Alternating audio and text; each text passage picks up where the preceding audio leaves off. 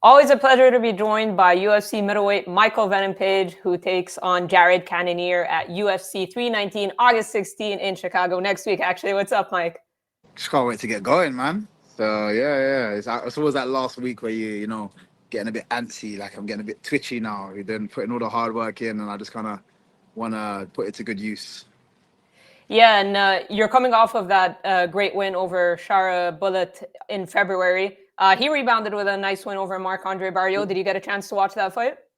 Yeah, you know what? I watched it. To be fair, I actually didn't think he performed as well as he could have. Obviously, he got caught quite big. Got his nose broken. Got rocked. Was nearly in trouble there, but obviously was able to kind of you know, bring it back and then win the fight. So it definitely wasn't. I don't think it was one of his best performance, but obviously good to see him back in there and get a W. Yeah, as Marc-Andre is kind of a killer be killed type of fighter. And that's what I said when I was breaking that fight down. I said it's in his best interest to kind of pressure Shara, which is either going to bring out the best in him or going to result in like kind of a finished loss. But he performed pretty well, and it was a great fight. Yeah, definitely. It was an exciting fight of a little backs and forths. To be fair, I think he should have. He had no answers for Shara's leg kicks at all, which I think was a very big difference maker. I think if he had an answer there, or at least he was able to return from those leg kicks, then it would have changed the game a bit more. But Shara was able to just kind of blast it. I'm sure he's not. He's not gonna. He's probably still walking funny now because he took a lot of those kicks, and I felt a couple of them myself. So I know they're heavy. Yeah, and you go from Shara to Jared Cannonier. I know you did the interview with Ariel in terms of the fights that you wanted and the way it didn't pan out. But when looking at your UFC career in general so far, from Kevin Holland to Ian Gary to Shara to now Jared Cannonier, welterweight and middleweight, is this how would you describe so far the matchmaking for your career? Are you happy with it? Because you have an opportunity to jump in the middleweight rankings and be ranked in two divisions, or would have you rather it been a bit more stable? No, to be fair, again, it is what it is. It's kind of worked out how it's worked out. I would have preferred to get a fight in the welterweight division. As I said before on Ariel's show, it feels like there's a lot more politics going on in the welterweight division, and everyone's a bit more tentative about who they take to fight, who they fight. And I'm not in. I'm just not at that stage of my career to care enough. I'm just like, give me a good fight and I'm in.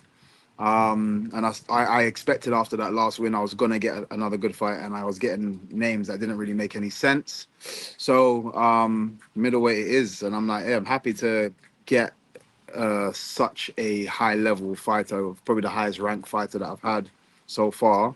So I'm excited. I'm happy with the fights that I've had. It might not have gone in the direction I've had, but I'm still happy that it means progression for me in whatever division I'm in. Yeah, this is a little similar to Hamza, right? He came in doing the two division thing, and now he's settling at middleweight, and now he's fighting for the title. So maybe that's not how he necessarily expected it initially. Mm. But like you said, Jared Cannonier is a former title challenger. He was a little taken back when he was offered your name. I kind of understand where he's coming from. How about you? Mhm. What was your reaction when you got Jared? Oh, no, again, it's just a tough fight. I got given those. I forget his name. There was another guy that I got given, and then for some reason that didn't kind of conspire. I'm not sure what happened, but then yeah, and then Jared Cannonier's name came in. I'm like, damn, he's a great tough competitor, big heavy hitter, very experienced. Like if you look at his resume of the fights that he's had, he's fought absolutely everybody, and he gives everybody a fight. So yeah, it's exciting for me because this is what I wanted. I want big fights. I want exciting fights. So the name the UFC came to you before was at middleweight. Did they come to you with any welterweight fights, or is it from like not what you asked for? What the UFC came to you? Has it always been middleweight?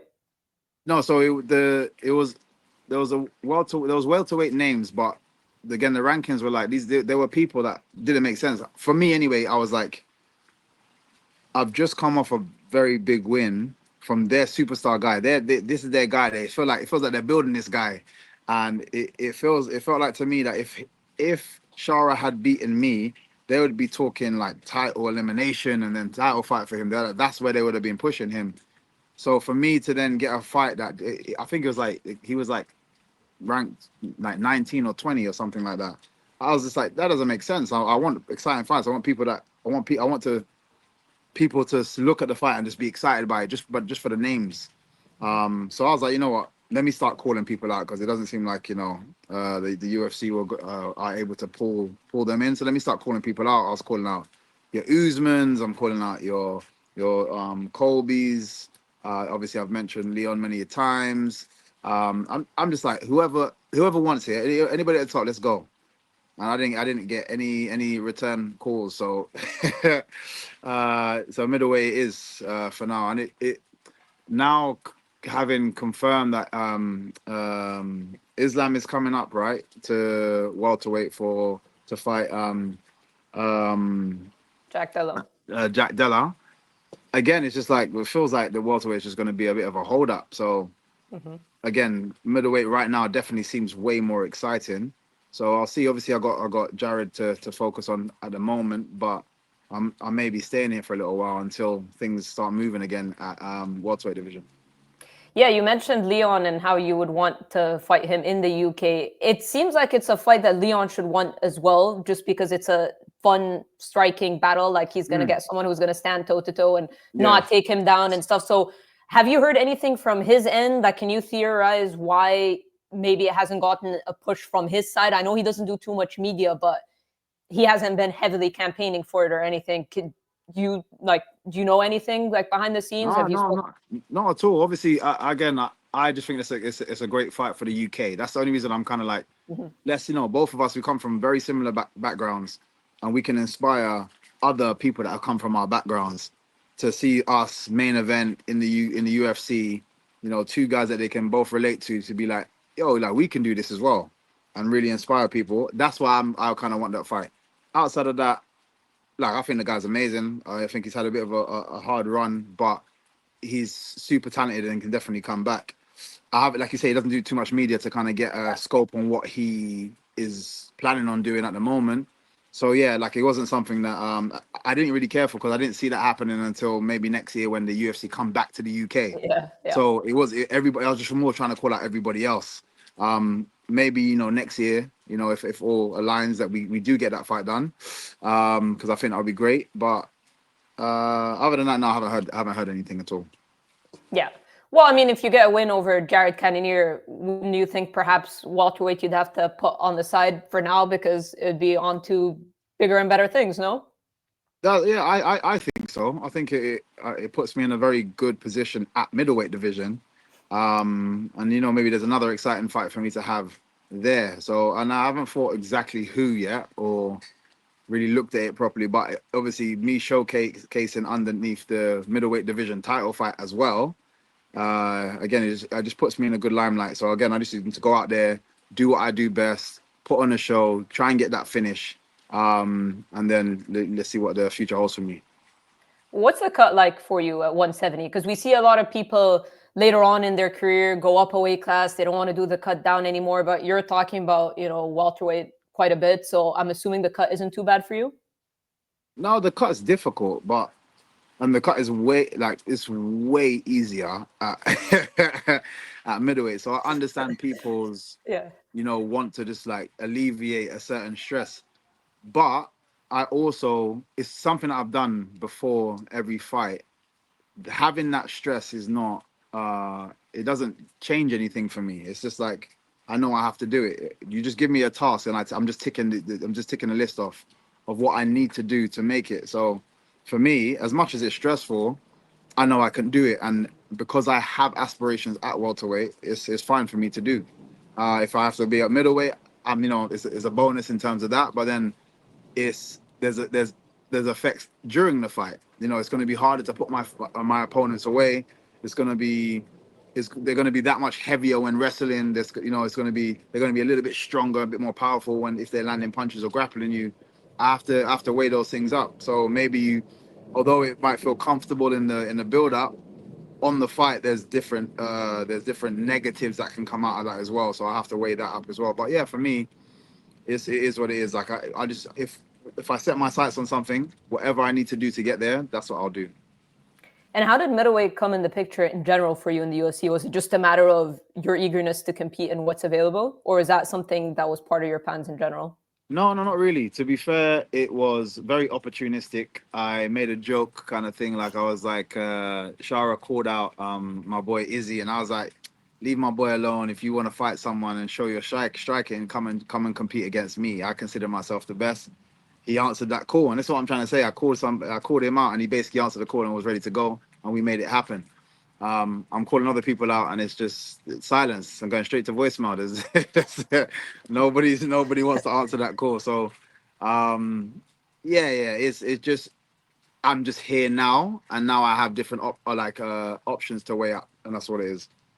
Yeah, well, it's not a bad thing because you ended up with Jared Cannonier. And what do you Exactly. make of Jared right now at this point in his career? Because obviously he was on a 2-fight losing skid against Boralho and Imavov, who are now fighting each other, two guys that are probably in a number one contender spot. But he rebounded with that great win over Gregory Rodriguez, who rebounded himself with a great knockout. So obviously a win that aged well. So what do you think of the point that Jared's at right now in his career?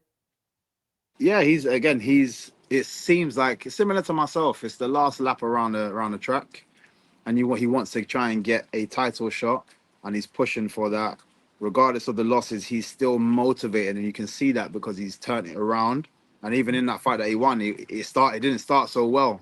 Took a heavy shot, got rocked, and managed to come back and turn it back around and win that fight. It shows his motivations and aspirations still in the sport, regardless of his age. He's still like, yep, I still want this. So it means I'm going to be fighting somebody super motivated to move forward, which is amazing. And that's what you want, and that's what I want. I want somebody that is equally as excited and motivated as me to make noise and push forward and get to that title.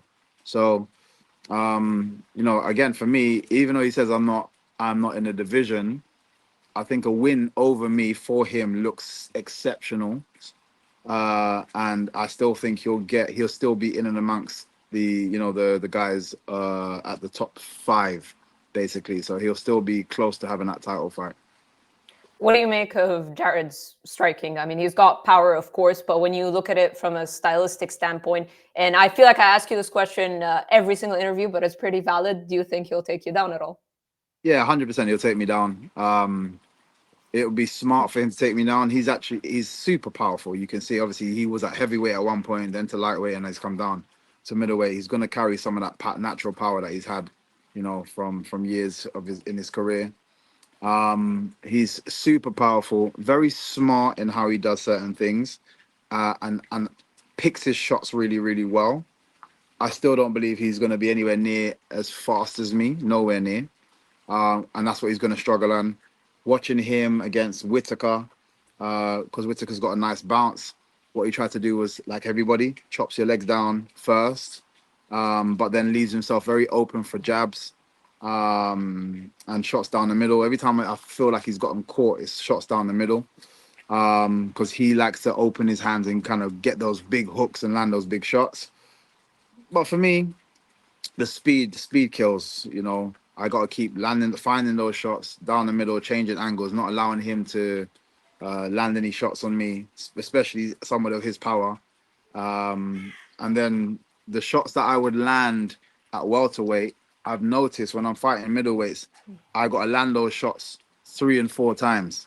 So I've now adjusted. So I have a heavier output of striking, which there's risk in that.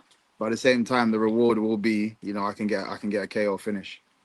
Yeah, and looking at the landscape at middleweight, because I talked to Imavov yesterday, and I was just asking him like if he felt like a win would guarantee him a title shot, if he had conversations in the UFC, and he was kind of offended, like disrespected that I asked that question, because he was basically like, "Who else?" And I'm like, I didn't mean to like disrespect you. I was just saying like, Rainier de Ridder just picked up a big win over Whittaker. There's Anthony Hernandez and Roman Dolidze. So that's just a bit of a kind of a general title picture. But how about you? Like, who do you feel like is the front runner at 185? And where do you feel like a win for you could put you in the mix over Jared?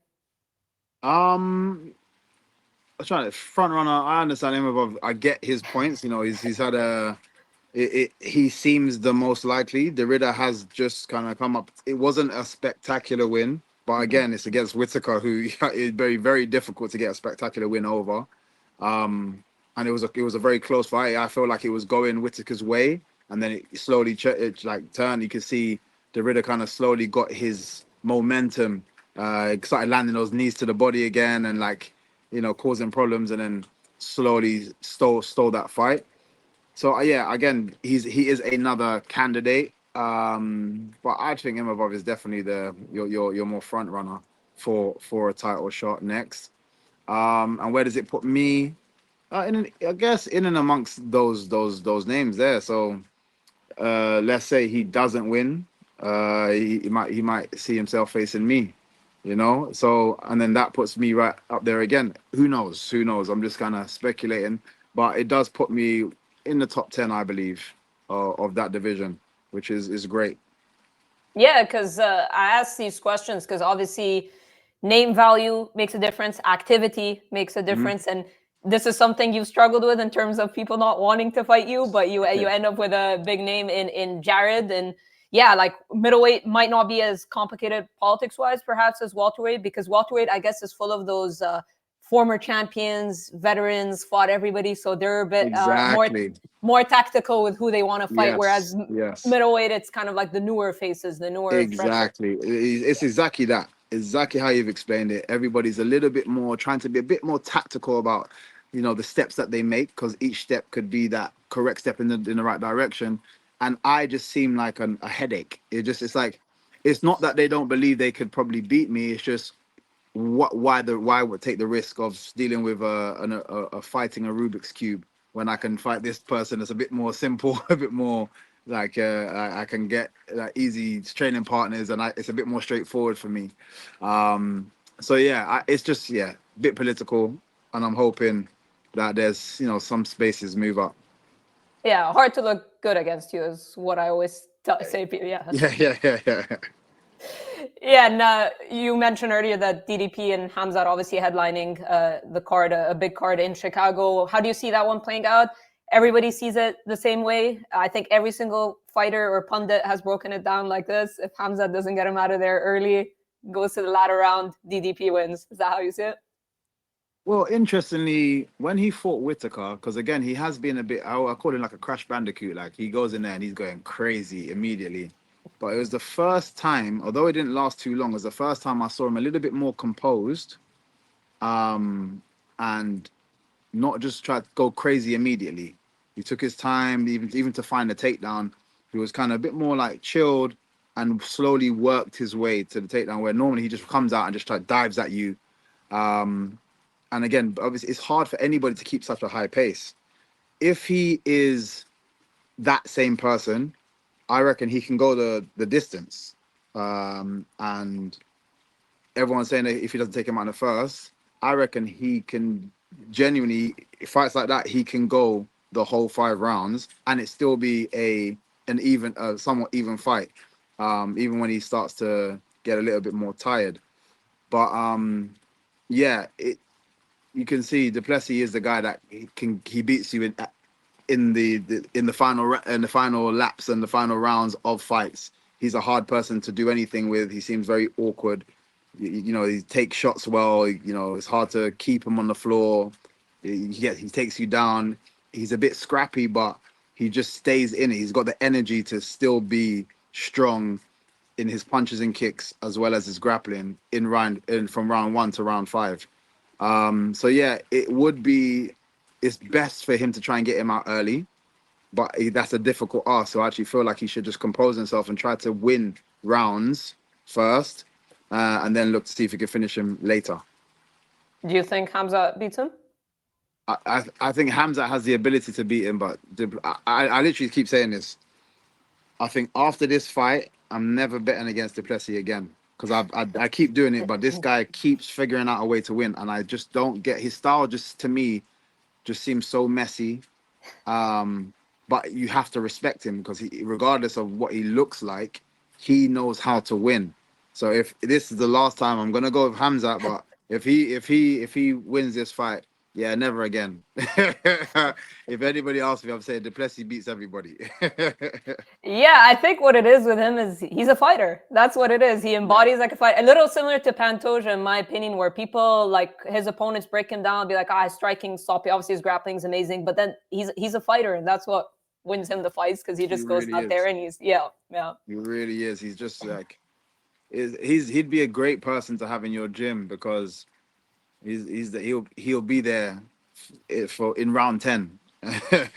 So and still pushing you while like yeah, like I said, it can be a little bit messy and a bit ugly to watch, but then he just finds his ways to success, which is that in itself is probably the best talent to have. Regardless, because it doesn't matter how sexy you look in there, if you don't get the results, then it doesn't matter. Yeah, for sure. Well, Mike, I really appreciate your time. I've taken a lot of it. We'll round up with one more. You said earlier, you mentioned one last lap around when you were talking about yourself as well. How do you see kind of the rest of your career panning out? I'm assuming you feel good. You've looked good in your performances, but how do you expect the rest of your career to pan out? Like I said, it's that last lap. I'm just like I still enjoy the game, but like it's the all these kind of sports is more a young man's game in that sense. You have to train slightly differently and push your body slightly differently and slightly harder. It's a bit more on your mental because your body's not responding the way you want it to. There's a lot of more aches and pains, but I still love the sport. But I want to get to a title shot. That's my goal. Get to a title shot. I don't care what weight it's at. Get a title shot. See if I can get that strap, and then I'll see how I feel if I want to go a couple more fights, or I say, yeah, you know what, I'm happy with what I've done here.